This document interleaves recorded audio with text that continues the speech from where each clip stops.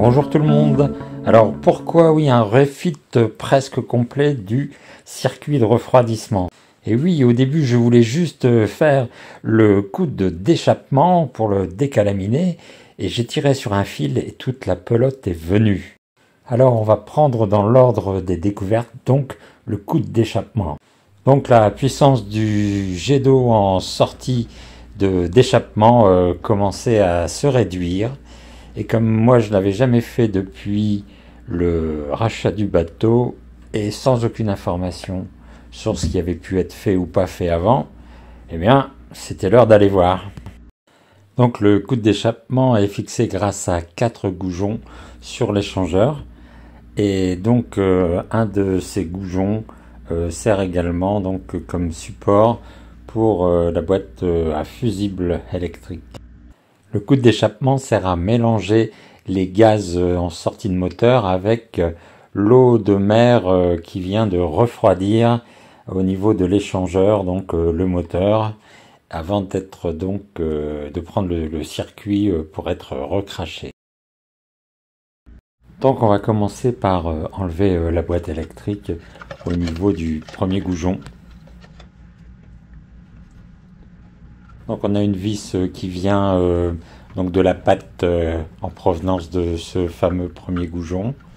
Et ensuite il nous reste également des deux écrous à enlever ici sur le côté. On protège et ensuite on enlève les 4 écrous.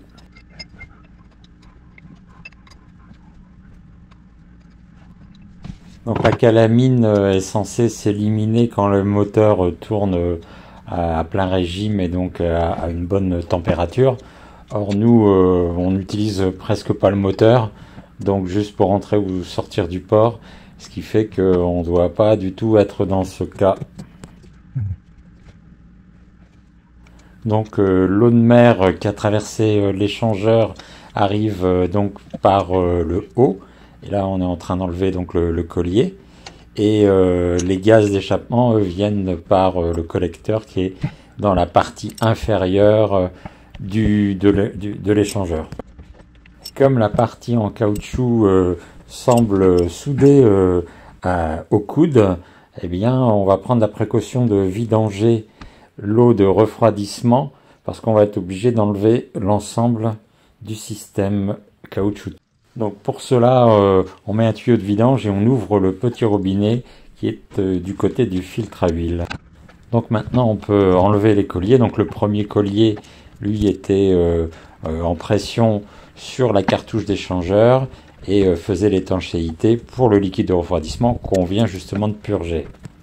Le second collier, lui, maintenait le caoutchouc sur l'échangeur. Et la partie de ce caoutchouc donc qui va sur le coude était figée à cause donc du sel qui avait séché et qui avait durci et qui avait aussi bouché la sortie. Et tu vois? Ouais. On va quoi nettoyer. Ce qui est terrible dans la mécanique, c'est sale.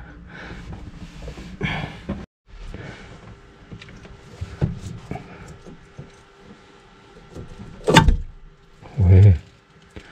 Voilà. Ouais, un peu. Un peu.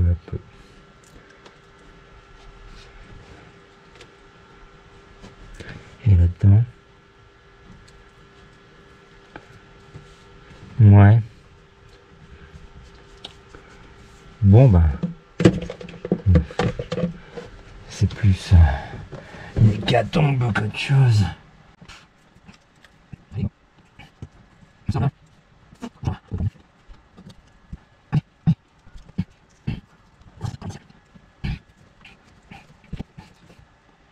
Ouais, il y a du boulot. Waouh. Il y en a. Oh là là. Oui. Ça valait le déplacement. Allez. presque.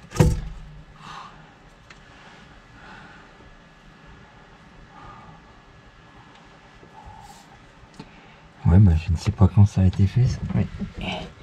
C'était pas hier.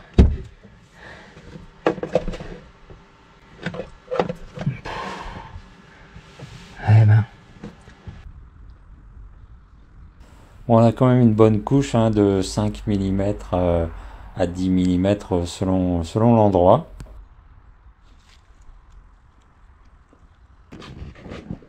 Au grattage, la couche superficielle vient facilement et après non. Alors la punition, c'est bain d'acide.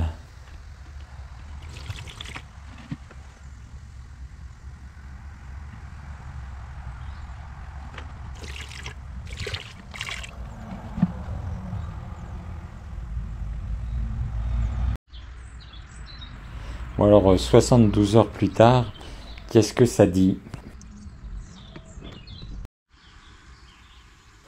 Bon, on a éliminé des choses, mais en fait, il reste quand même pas mal à faire.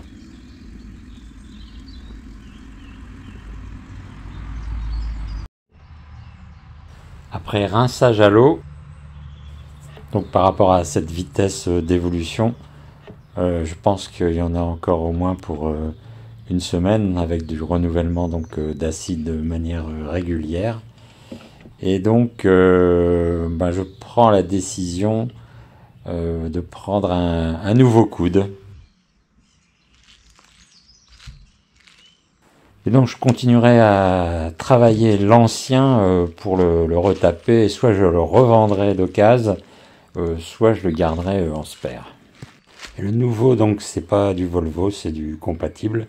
Et c'est encore de la fonte parce que j'ai pas de problème de destruction de métal, mais juste de calamine. Alors le fait d'avoir enlevé ce premier capot en caoutchouc, ça nous montre que la cartouche d'échangeur, elle a peut-être besoin aussi d'un petit lifting. Donc pour en avoir le cœur net, on va enlever le capot en caoutchouc qui lui est de l'autre côté à l'avant. Donc on enlève la durite d'arrivée haut de mer.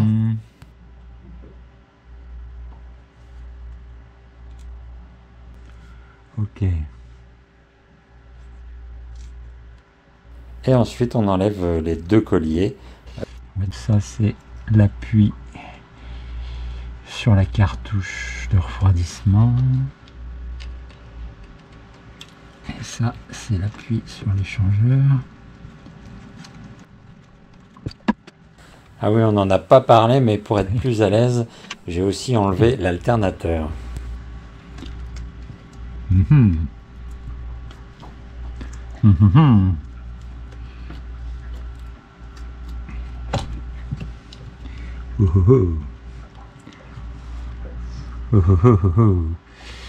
Bon, direction bain vinaigre. Ok. Et ici, heure de vérité. Oh, oh, c'est Noël. Alléluia. Oui, c'est Noël parce que la cartouche bouge. Ça aurait pu être la cata si elle acceptait pas de sortir. Ouais, il y a quand même du boulot. Hein. Allez les gars. Mais c'est pas la mort.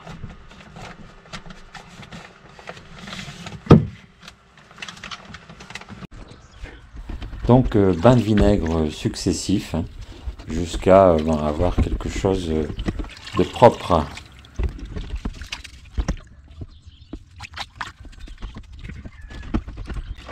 Bon, aucun des tuyaux qui font passer l'eau de mer n'était bouché, donc on n'aura même pas besoin de passer une tige de fer ou d'acier pour les nettoyer ou les déboucher.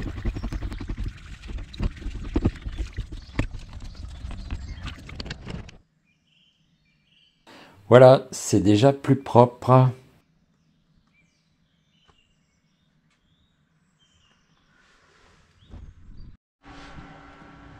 Ou alors le petit raccord là, de la durite sur le capot caoutchouc, on va aussi lui faire une petite cure de vinaigre.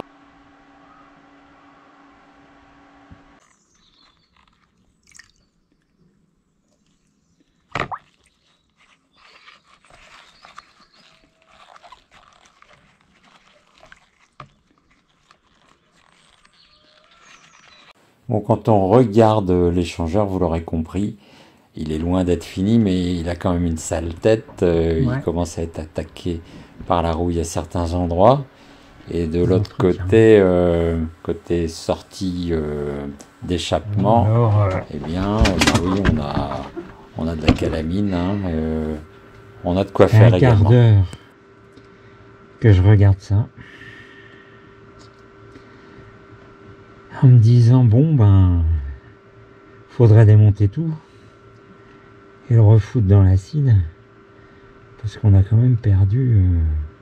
Je voulais juste nettoyer le coude d'échappement. Et me voilà avec un coude d'échappement, avec la cartouche de l'échangeur. Et puis maintenant, ben, faut démonter l'échangeur et faut le mettre dans son bain. Oh la vache! Ah la vache! On va se laisser tenter. On va virer ça déjà. Et l'autre là-bas. Et après, il reste les 6 qui tiennent. Ouais. Ça permettra de le repeindre. Ouais. Trop cool. Alors on va enlever toutes les durites qui font le circuit de refroidissement. Et on a donc 6 supports latéraux qui tiennent l'échangeur et qui sont fixés en fait dans le bloc moteur. Soit donc 4 vis et 2 goujons, les 2 goujons qui tenaient d'ailleurs le petit bloc électrique du début. C'est propre au moins. 2. Bon.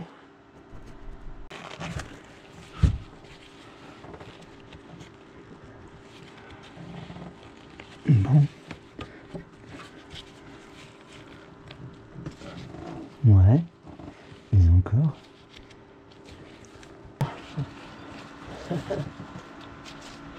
Ils ont mis un démarreur. Allez, con. Et oui, il va falloir donc faire descendre le démarreur de 5 mm car il empêche la sortie de l'échangeur. L'autre solution, ça serait de démonter les 2 goujons et donc ça libérerait l'échangeur qui pourrait partir vers le haut. Mais j'ai pas du tout envie de jouer à ça. Bon, il y aura encore à enlever. Hein. Et après, ça sort. Bon, c'est l'heure. Oui. Ok. Ça pèse, cette saloperie.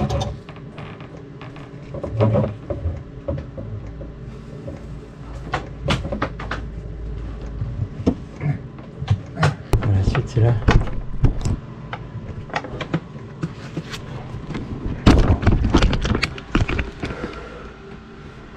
Bon. On va l'emmener à la piscine.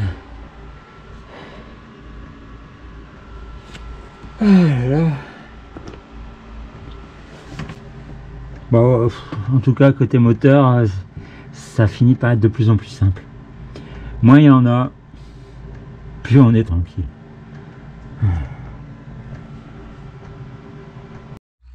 Bon, petite piscine vinaigre pour démarrer, pour nettoyer.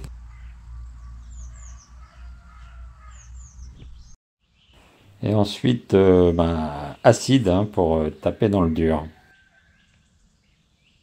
Bon, ça bouillonne, donc c'est que ça doit faire des choses.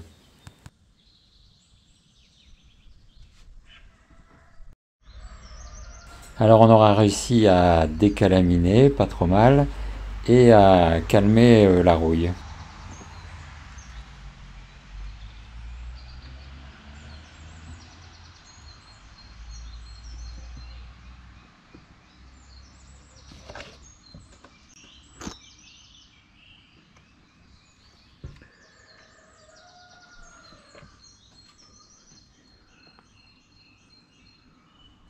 On va pouvoir passer au ponçage.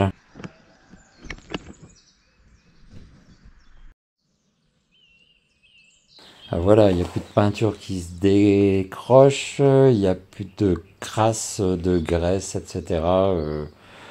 Bref, c'est plus propre.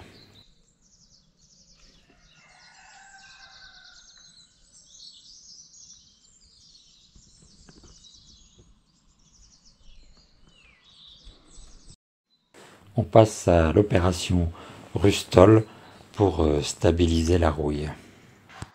Ça prendra 2 à 3 jours de séchage et de fin d'action. Alors quoi de neuf côté pompe à eau douce? Non, alors cette pompe à eau sortie de machin, quelle horreur. Bon, alors la pompe à eau, on en a gratté tout le bordel. Et ben qu'est-ce qu'il y a en fait sous le bordel? Il y a un trou. Pas bon ça. Justement je me disais tiens, et si on changeait la pompe à eau? Allez, on démonte.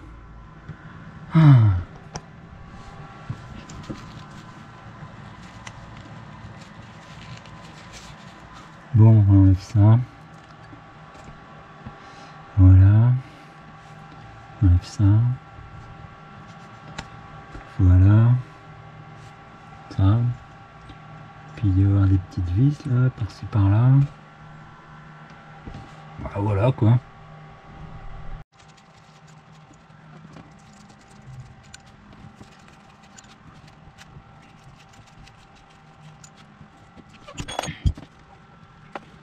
Ouais.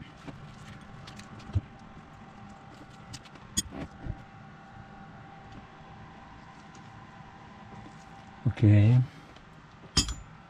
Bon. Ça se précise. Ouais. Et la durite là? Hein? Tu crois qu'elle va rester peut-être?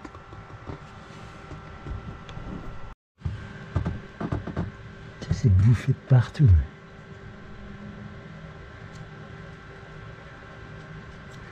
Ouais, bah, je pense qu'il faut changer la pompe.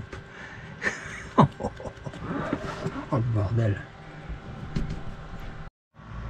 Ouais, là-bas, là. Fait de la résistance, alors on va laisser le WD-40 agir un peu. J'ai pas envie qu'il pète. Parce que là, ça serait le pompon. Faites de la voile, qui disait. Ouais.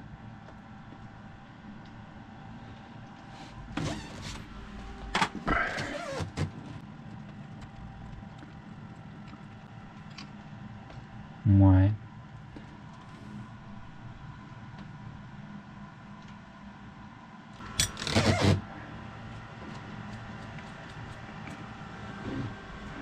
Bon bah, on les enlève toutes, hein.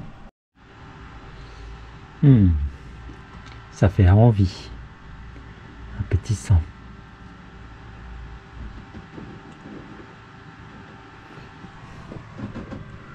Ouais. Alors l'autodestruction de la pompe à eau commençait à agir sur la peinture tout autour de la pompe. Ça c'est la vis qui maintient la plaque arrière.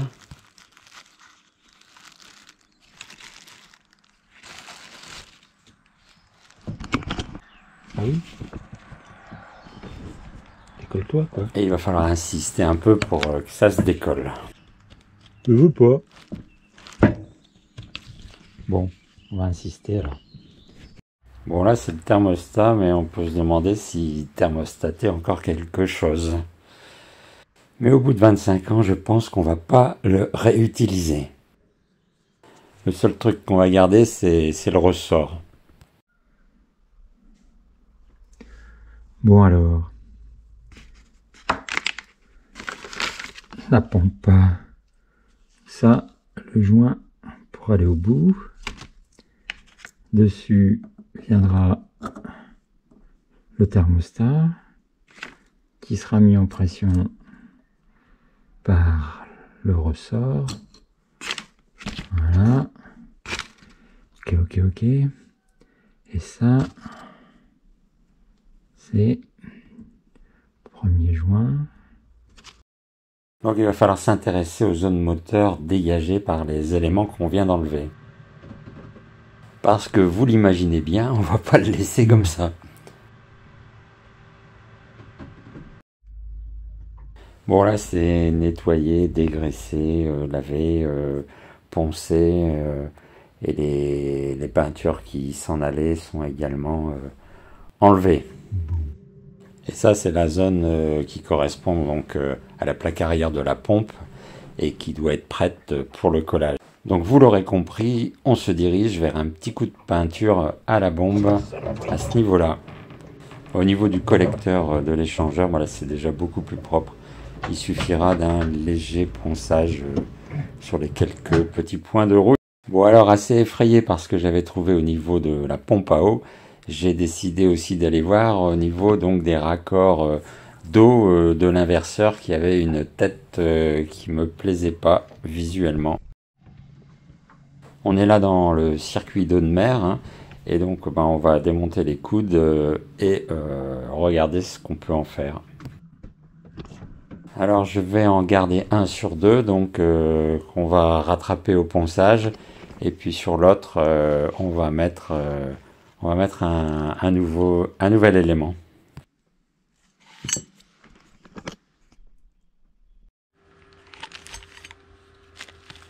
Alors voilà, on va s'arrêter là pour ce premier épisode. Dans une deuxième partie, on verra tout ce qui va être peinture et tout ce qui va être remontage. Et aussi, on essaiera de remettre en route. Alors, à bientôt pour la suite, parce que ça va être certainement passionnant.